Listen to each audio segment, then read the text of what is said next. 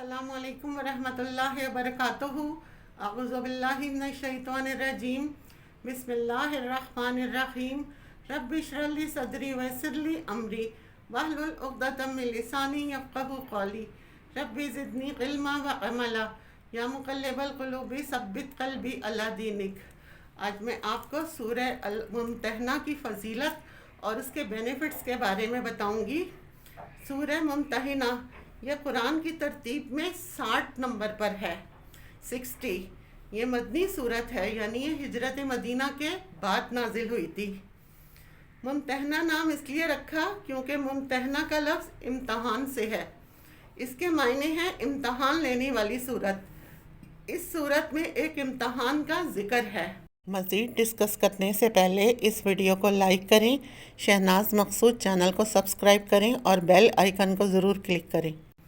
वो ये कि नबी करीम सल्लल्लाहु अलैहि वसल्लम में जब सुलह हुदैबिया हो गया था, तो सुलह हुदैबिया में जब ये तय हुआ था कि कोई मुसलमान होकर मक्के से अगर मदीने आ गया तो मदीने वालों को उसे वापस करना पड़ेगा, और अगर मदीने से कोई मुर्तद होकर मक्का आ गया तो हम उसे वापस नहीं करेंगे। ये मुआहिदा हुआ था, तो नबी करीम सल्लल्लाहु अलैहि वसल्लम ने इस मुआहिदे को मान लिया और कहा कि ठीक है। लेकिन जब नौजवान सहाबा को बड़ा जोश भी आया था, तो हज़रत सल्लल्लाहु अलैहि वसल्लम ने बड़ी हिकमत की बात फरमाया, जो मुखलिस मक्के से मदीना ईमान लेकर आया तो वो वापस आकर भी देंगे तो कहीं नहीं जाएगा, वो ईमान और तौहीद पर कायम होगा। इसलिए वो सब्र और तहम्मुल से ये झेल लेगा, क्योंकि उसके सामने जन्नत और आखरत है। लेकिन जो मदीने से मुर्तद होकर मक्के चला गया तो इस मुर्तद की हमें कोई ज़रूरत नहीं। ये बात फिर सबको समझ में आ गई कि वाकई ये हिकमत की बात है। लेकिन इसके अंदर ये बात थी कि कोई औरत अगर मदीने आ गई तो वह वापस ना की जाएगी। इसमें मर्दों की हद है, औरतें शामिल नहीं हैं।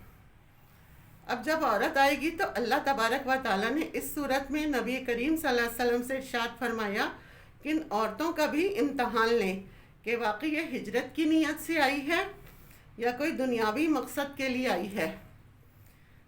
मुसलमान होकर ये मदीने आई है या कुफ्र की हालत में आई है, तो ये इम्तहान जांच करना आपका काम है।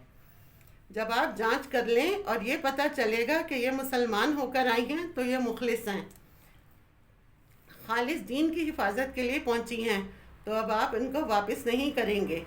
और अगर वो काफिर हैं और अपने किसी दुनियावी मकसद के लिए आई हैं, इसके आप ज़िम्मेदार नहीं हैं, तो गोया ये वो इम्तहान है जो नबी पाक सल्लल्लाहु अलैहि वसल्लम जाकर इन ख़वातीन का लेंगे। इनकी तौहीद का इम्तहान, रिसालत का इम्तहान, आखरत का इम्तहान। इसलिए इस सूरत को मुम्तहना कहते हैं। इस सूरत में असल में एक वाक़े की तरफ इशारा है। इसके मज़ामीन इसके अंदर बयान हुए हैं, और ये है कि जब मुआहिदा सुलह हुदैबिया हो गया, ये मुआहिदा 10 साल के लिए हुआ था, लेकिन 2 साल के बाद ही मुशरिकीन मक्का ने यह मुआहिदा तोड़ दिया। जैसे ही उन्होंने ये मुआहिदा तोड़ा तो नबी करीम सल्लल्लाहु अलैहि वसल्लम ने मदीने में ये तैयारी शुरू कर दी, क्योंकि उन्होंने मुआहिदा तोड़ दिया है और आपने वहाँ पैगाम भेज दिया, तुमने क्योंकि ये अहद तोड़ दिया है, अब हम इन शराइत के पाबंद नहीं हैं, लिहाजा अब हम जो चाहें वो करें। इधर अंदरूने खाना आपने हमले की तैयारी शुरू कर दी और बड़ा लश्कर तैयार करना शुरू कर दिया कि जब हम मक्के पर हमला करेंगे, क्योंकि मुआहिदा तोड़ा है उन्होंने। जब ये तैयारी शुरू हुई तो इत्तफाक से एक खातून मक्के से मदीने आईं, उसका नाम सारा था। ये रक्कासा थी और गाने गाती थी। ये रक्कासा जब मदीने पहुंची तो हज़रत सल्लल्लाहु अलैहि वसल्लम से कि जब से ग़ज़वा बदर हुआ है और बदर के अंदर जो बड़े बड़े सरदारान कुरैश मारे गए हैं, तो रक़्स व सरूर की महफ़िलें ठंडी पड़ गई हैं। हर वक्त मक्के वाले सदमे में पड़े रहते हैं। मेरे नाचने गाने का कोई नज़्म ही नहीं है, लिहाजा मैं तो मुफलसी में भूखी मर रही हूँ। तो मैं आपसे सिर्फ माली मदद के लिए आई हूँ, आप मेरी माली मदद कर दें। اس پر نبی صلی اللہ علیہ وسلم نے بنو عبد المطلب سے کہا کہ اس کی مدد کرو۔ انہوں نے پیسے، کپڑے، مال وغیرہ اس کو دیا، اور جب وہ واپس لوٹنے لگی، ایک صحابی تھے حاتم ابن ابی البلتہ مدینے میں، یہ اصل میں یمن کے تھے، یہ اسلام قبول کر کے مکے آ گئے تھے، پھر ہجرت کر کے نبی پاک صلی اللہ علیہ وسلم کے ساتھ مدینے آ گئے، لیکن ان کو اہل و عیال مکے میں ہی تھے، ان کا کوئی اپنا قبیلہ مکے میں نہ تھا۔ ابھی نے سوچا اندرون خانہ لشکر کشی کی جا رہی ہے، جنگ کی تیاری ہو رہی ہے، اب اگر نبی صلی اللہ علیہ وسلم نے حملہ کیا تو جتنے مہاجرین ہیں وہاں پر ان کے قبیلے ہیں، ان کے قبیلے ان کے اہل و عیال کو بچائیں گے، ان کی حفاظت کریں گے، میرا کوئی قبیلہ ہے نہیں، اب یہ نہ ہو کہ میرے اہل و عیال کو نقصان پہنچے، اب میں مشرکین مکہ پر کوئی احسان کر دوں جس کے بوجھ کی وجہ سے وہ میرے گھر والوں کی حفاظت کریں۔ انہوں نے کہا کہ یہ لشکر کشی کا جو خفیہ تیاری کی جا رہی ہے، میں خط لکھ کر انہیں اطلاع کر دوں کہ دیکھو یہ ہو رہا ہے، تو یہ سوچیں کہ حاتم ابی البلتہ نے ہمیں اطلاع کی ہے، اس وجہ سے میرے احسان تلے انہوں نے جلدی سے خط تیار کیا اور اس عورت سے کہا کہ تم مکے جا رہی ہو، میرا یہ خط مشرکین مکہ کے سرداران کو دے دینا۔ اب وہ خط لے کر چلی، ادھر نبی کریم صلی اللہ علیہ وسلم کو بذریعہ وحی اللہ نے بتلا دیا کہ اس عورت کو خط دیا گیا ہے، اور وہ مقام خوق ایک جگہ ہے، اس جگہ وہ اونٹنی پر سوار ہے۔ نبی کریم صلی اللہ علیہ وسلم حضرت علی کو لے کر وہ پہنچے تو اسے روک لیا۔ حضرت علی نے کہا وہ خط دو، کہاں ہے؟ کہا وہ جو حاتم نے تمہیں خط دیا ہے۔ اس نے کہا میرے پاس تو کوئی خط نہیں ہے۔ انہوں نے اس کی تلاشی لی تو خط نہیں نکلا، بڑے حیران ہوئے۔ حضرت علی نے اس کو برہنہ کرنے کی دھمکی دی کہ خط تمہارے ہی پاس ہے، تو وہ ڈر گئی، بولی اچھا میں دیتی ہوں۔ اس نے اپنے بالوں کے جوڑے میں سے وہ خط نکالا اور وہ انہیں دے دیا۔ وہ خط لے کر یہ واپس رسول اللہ صلی اللہ علیہ وسلم کے پاس پہنچے۔ آپ نے دیکھا یہ حاتم کا خط ہے، آپ نے حاتم کو بلایا، اب وہ آئے، انہیں پتہ چلا، وہ خط پکڑا گیا۔ وہ بولے یا رسول اللہ کوئی فیصلہ جلدی سے نہ کیجیے گا، آپ سے پہلے میری بات سن لیں۔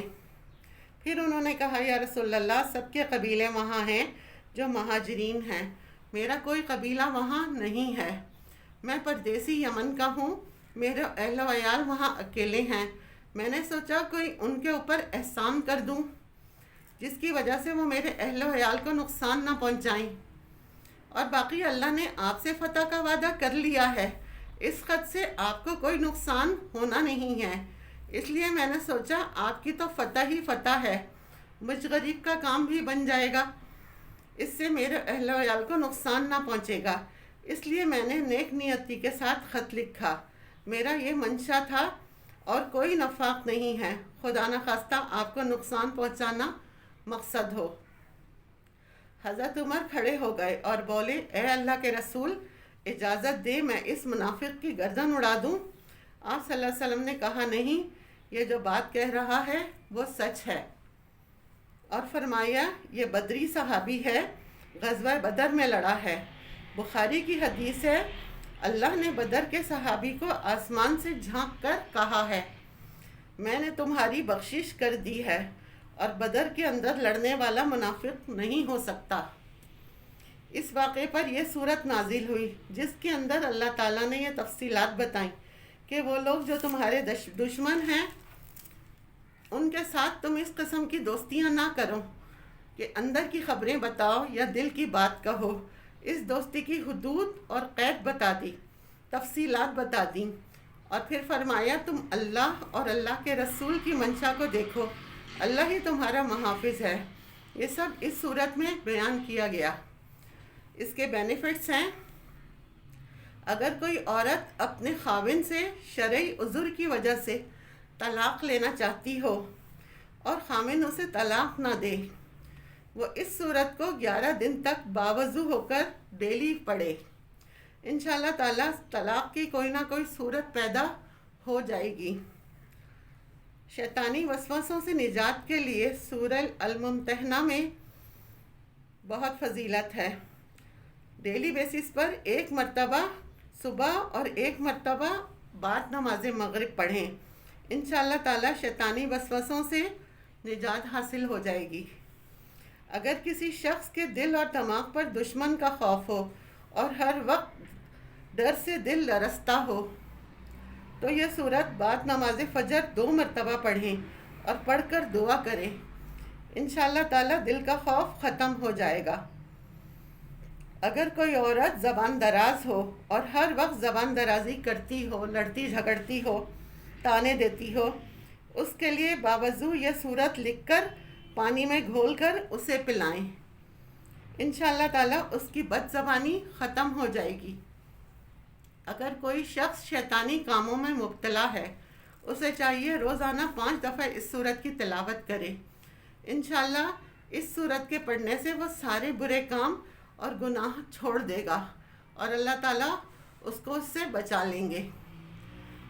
اللہ تعالیٰ ہماری مشکلات آسان کریں، ہمیں پڑھنے والا بنائے اور ثابت قدم رکھے، آمین۔ وآخر دعوانا الحمدللہ رب العالمین۔